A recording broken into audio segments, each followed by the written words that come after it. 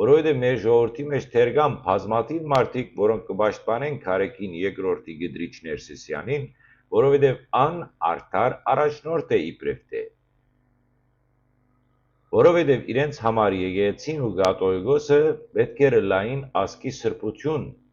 որուն թեմ չպետք է խոսիլ, բայց ճշմարտությունը այն է, որ այսպիսի գույր պաշտամունքը ավելի կվնասե եկեղեցուն, քան թե ամենադաժան քննադատությունը։